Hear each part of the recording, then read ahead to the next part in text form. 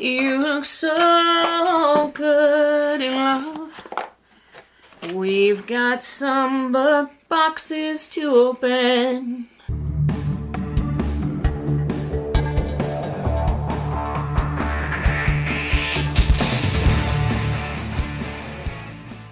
Hey guys, it's Bobi, aka Paginator. I have got a couple of book boxes and we're ready to open them in this video today. Alright, so we're going to start with the Book of the Month box. I've been showing this more and more on my channel lately, even though I don't always unbox on the channel. Sorry, that was really loud. So with Book of the Month, you get to pick from their selection one of their books, and then you can do add-ons. And I only got one book this month because that was all that looked appealing to me. I do love their bookmarks. So camera doesn't want to play nice today and focus, but it says, respectfully, leave me alone. I love their bookmarks. I usually say something funny like that. And here we've got my chosen book. This is Ink Blood Sisters Scribe. Ink Blood Sister Scribe. Emma Torres is the author. It says, for generations, the Calote family has guarded a collection of ancient and rare books. Books that let a person walk through walls or manipulate the elements. Books of magic that half-sisters Joanne and Esther have been raised to revere and protect. All magic comes with a price, though, and for years the sisters have been separated. Esther has fled to a remote base in Antarctica to escape the fate that killed her mother, and Joanne has isolated herself in the family home in Vermont, devoting her life to the study of these cherished volumes. But after their father dies suddenly while reading a book Joanna has never seen before, the sisters must reunite to preserve their family legacy. In the process, they'll uncover a world of magic far bigger and more dangerous than they ever imagined, and all the secrets their parents kept hidden, secrets that span centuries, continents, and even other libraries. So, it's a book about books. Yes, please.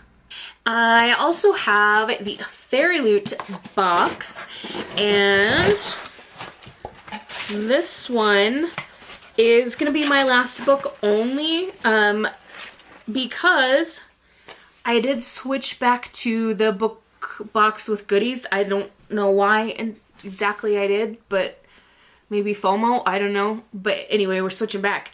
So this is for the May box. And the theme is Feuding Gods. Now, I accidentally saw the name of the book when I was looking at the theme of this. Here is the art on the spoiler card. And let's get the book out. If you watch all of my Bookish videos, you have already seen me open this book because it came in an Owlcrate. But let's see what Fairyloot has done with it. Alright, so we've got black. Is that meant to be like stars there on the sprayed edges? We have a Fairy Scoop newsletter and a letter from the author. Oh, there's something else inside of here. A bookmark that matches the spoiler card. And here it is. It is Divine Rivals by Rebecca Ross. I'm actually reading this right now. It's sitting out on the table in my living room, and when I get done filming this video, I'm gonna go read some more in it. Here are the sprayed edges on this side, and then just plain black here. Let's see what else they did. Ooh. This is pretty. So it's a white cover, and then we've got foiling on the front and back. Very nice. And here is the end papers. Are the end papers. Same image but reversed on these end papers. Here is the author's signature. So let's read what the author's note said. It might be the same as her note for the Owlcrate box, but we'll find out here in a second. Here is the art on the back of the letter.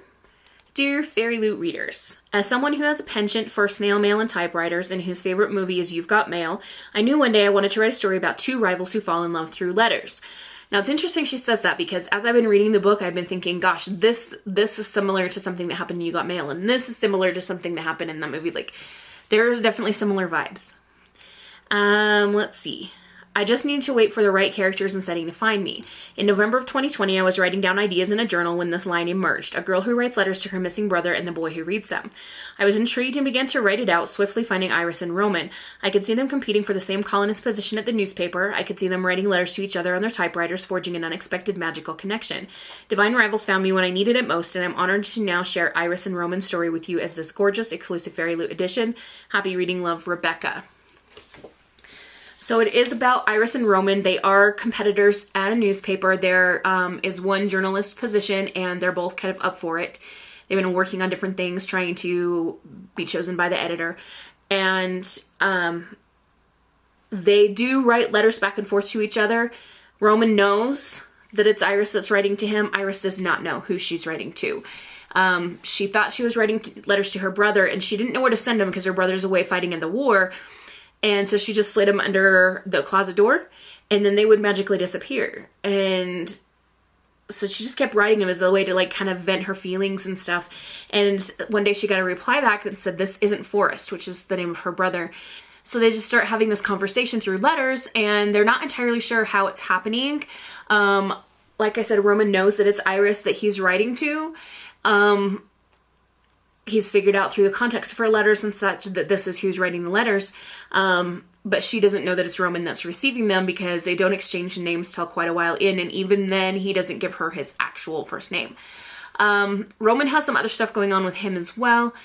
He is basically put in an arranged marriage by his father, who is not nice, and we don't like him. And he's also going for this reporter job and wants to be a writer, so they're kind of at war professionally. So I've been enjoying the book a lot, and I'm going to continue to read it.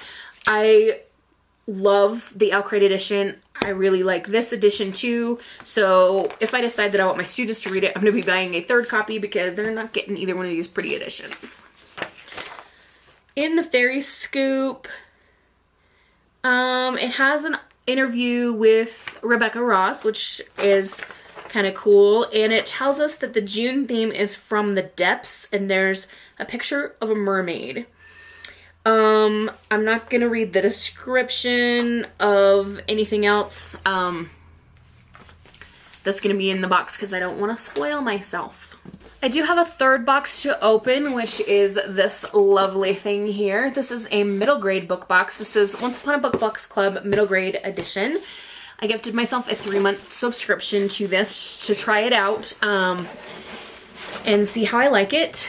If you haven't seen a Once Upon a Book Club box before, it comes with a book and then several gifts like other book subscription boxes, but in this one it's designed so that you read the book and then you open gifts as you go. So it's hard to do a proper unboxing of it. So I'm going to hold up some items. Here we've got some paper goods. Looks like there's a kindness challenge. That's kind of cool. Invite someone who's sitting alone to sit or play with you. That's good for kids, you know, because, you know, middle grade kids. There's a couple of other pieces of print material there. Reading Adventure Passport book. Oh, cute. It's like a little book review booklet. We've got some different gifts. This is for page 5. Page 129.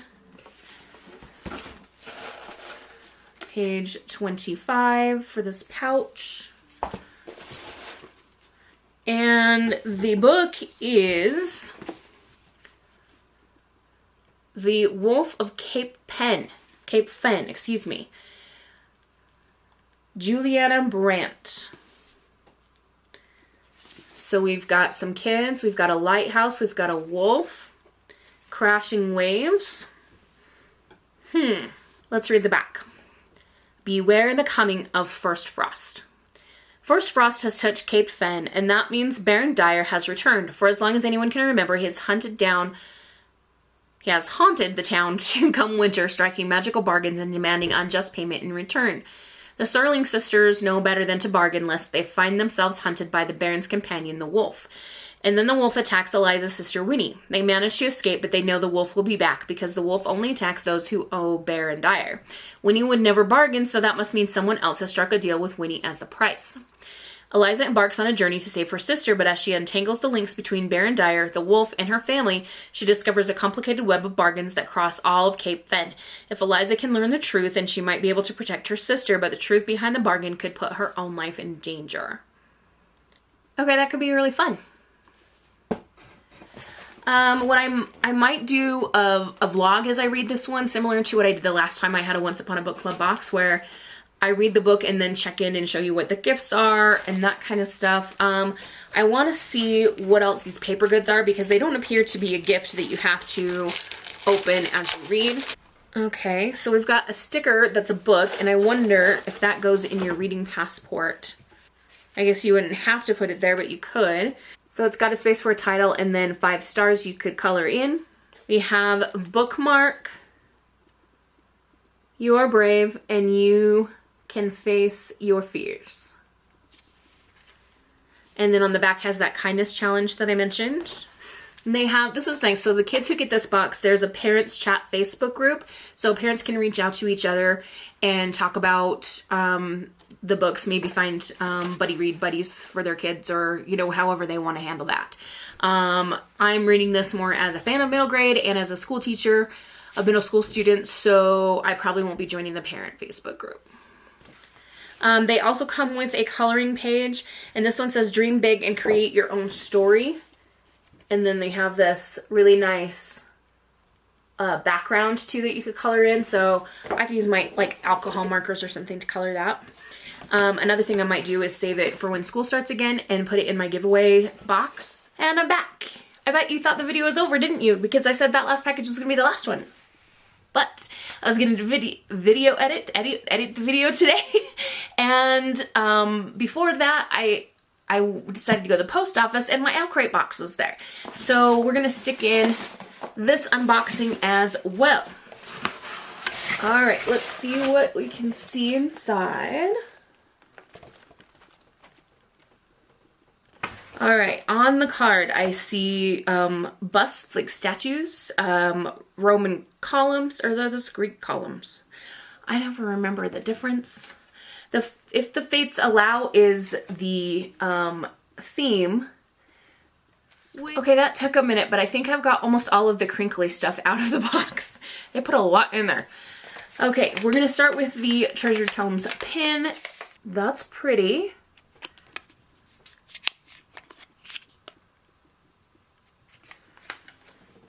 Okay, so this is inspired by the Raven Cycle. That makes sense because there's a raven on the cover, of course. And then we have Cabes Water and Virginia State and the Barnes. I still haven't read more than the first book. I know, the rest of the series is sitting like right over there. I'll get to it at some point. We have a blue pouch, and it says, the sea does not like to be restrained. True. Have you ever tried to stop ocean water? It doesn't work. Okay, so inside there is another little card that also says the sea does not like to be restrained. I don't know if that's focusing well at all. And on the back it says, inspired by the Percy Jackson series, this enamel pendant necklace references our favorite demigod duo, Percy and Annabeth. You'll find Percy's sword, Riptide, on one side and Athena's owl on the other. Okay, so there's one side, and there is the other. All right, up next we have a box. This pretty blue box here. And on the back it says The Song of Achilles Hand Mirror.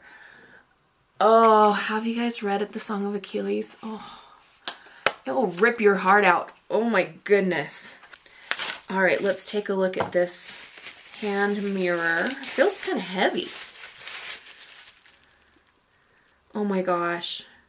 Okay, so on the cover, on the mirror, it's inscribed, I would know him in death at the end of the world. Oh. Okay, so first I'll show you the back side of the mirror. There, and then there is the mirror itself. I'm not going to be able to give you a super great look at the words, but can you see underneath my fingertips there where they go around? Very nice. Okay, another cute box. We got lots of blues in this box. This one says, keep your wooden tables and halls safe from wayward burns with this ceramic trivet. Inspired by our favorite tales from Norse mythology, this trivet features a quote by Neil Gaiman and has been lovingly illustrated by at Powhami. Okay, I stumbled through that description, but we made it. So, Norse Mythology by Neil Gaiman. I really enjoyed that book. I found a YouTube video that had Tom Hiddleston narrating it, and I was listening to it and watching it, and then the YouTube video got taken down. Made me so sad. But I found another audiobook and was able to finish the book. But, I mean, it's not the same when Loki's not reading the story to you. Okay, let's look at this trivet. Oh, ho, ho. This is quite big. Like, you can put like a small like cooking pot on top of this as well. But this is a beautiful design. So we've got like Odin's ravens here and one of Loki's wolves. Is that a horse? Yeah. And the quote says, that's the joy of myths, to read the stories, then make them your own. In my weird mix of European ancestry, I have some ancestors who are from these areas that would have like grown up with Norse mythology and all these things. And so I feel this kind of strange connection to it, which I don't know if I've earned because it's just like genetics. But anyway, I really enjoy the mythology from that part of the world. Okay, what is this? All right, is this... Oh, okay, it tells me on this little card here. It says picnic blanket. From the sea to the sea, picnic blanket. There's some folding instructions, which is handy. Inspired by the Scorpio races. Oh, one of my most favorite books ever. When I met Maggie Stiefvater, who wrote the Scorpio races, I told her that it was my favorite of her book. And she goes, me too, it's my favorite too. I love her. If you ever get a chance to hear her speak, definitely take the chance. She's awesome. She brought this mini set of bagpipes and played them for us, and it's pretty cool. Anyway, okay, let's I don't know if I want to completely unfold the picnic blanket, but let's at least take a look here. Oh, look, here's one of the horses. So Scorpio races, if you don't know, it's set by the sea, and there are these wild horses that come out of the ocean, and they are deadly. They will bite your face off. And there's like a big race, and people die every year, and it's intense, but it's such a good book.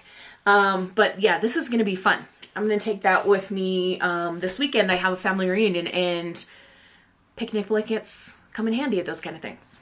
Are we ready for the book? Are we ready for the book? Oh my gosh. Okay. Holy bananas. Okay, I need to show you. I can't just look at it for myself. All right. Let's look at this. All right. Threads that bind. Okay. On the back it says, feel your fear and keep going anyway. So let's show you that. Here's the spine. Okay, Kika Hatsopoulou is the author. I'm sure that I'm saying that wrong. Now, this cover is like vellum. So this part comes off, and then you're left with this. That's cool. All right, so once the vellum cover's off, then we've got this. And then again, the quote here on the back. There are fancy end papers. The end papers in the back are the same. Do we have... Yep, we've got the author's signature here and the reader letter attached inside the book, which I love. Let's read that and see what we can learn, and then we'll come back to the dust jacket synopsis. Dear Owlcrate reader, the first inkling of this story was an image. A girl standing on a rooftop with while her city flooded around her. In her hands there was a silver thread and a thread of destiny. From this image I plucked the rest of the story. The flooded streets became the sunken city of Alanta, not Atlanta, Alanta. The girl fashioned herself into Io, a young detective gifted with the powers of the Greek fates, and the silver in her hands morphed into a thread of fate connecting her to the boy she is destined to love. As I began writing, I filled Io's tale with hard choices and impossible questions. What happened when the world collapses when power is abused? How are we defined by our family? Do we still have a choice when fate is something as tangible as a thread between our fingers? I hope these are questions you crave answers for too, dear reader, and that you enjoy following Io as she shapes her own destiny. With love, Kika. I'm intrigued. All right, let's go to this part. Descendants of the Fates are always born in threes. One to weave, one to draw, and one to cut the threads that connect people to things they love and to life itself. The Aura sisters are no exception. Io, the youngest, uses her fate-born abilities as a private investigator in the half-sunken city of Alanta. But her latest job leads her to a horrific discovery. Somebody is abducting women, maiming their life threads, and setting the resulting wraiths loose in the city to kill. To find the culprit, she must work alongside Edi Runa, the right hand of the infamous Mob Queen, and the boy with whom she shares a rare fate thread linking them as soulmates before they've even met. The investigation turns personal when Io's estranged oldest sister shows up on the arm of her best suspect. Amid unveiled secrets from her past and her growing feelings for E-D-E-I, how do I say that? E-D-I? I don't know. Io must follow clues through the city's darkest corners and unearth. I am having such a hard time reading today. They must follow clues through the city's darkest corners and unearth a conspiracy that involves some of the city's most powerful players before destruction comes to her own doorstep. Okay, so we'll put the dust jacket back on the book, and there are a couple of other things in the box that we need to look at. I wonder if this is going to be a trend now with this, like the vellum cover with the transparent. That's very cool. Okay, so Owlcrate newsletter. We don't usually go through the whole thing on this channel. We just share the cover comparison. Ooh, yeah, I like the Owlcrate cover much better. So this is the Owlcrate cover, and this is the regular cover. Which one do you guys like? I mean, this one is still pretty cool with the bright colors and stuff. I just prefer this one myself. And last but not least, we're going to check out the theme for next month, and it is Break the Curse. Every July box will include an exclusive item designed by @Angayan Art. I have no idea what it will be, though. Okay, cool. Okay, so favorite things. I don't know. That trivet's really amazing, and it's Norse mythology. This mirror, though, like, it just tugs at my heart because of the book that it's inspired by, like, Song of Achilles. Just love that book. I'm really excited for the book as well. When am I going to have time to read it, though? I have too many books. Okay. So, a couple things just channel-wise before we go.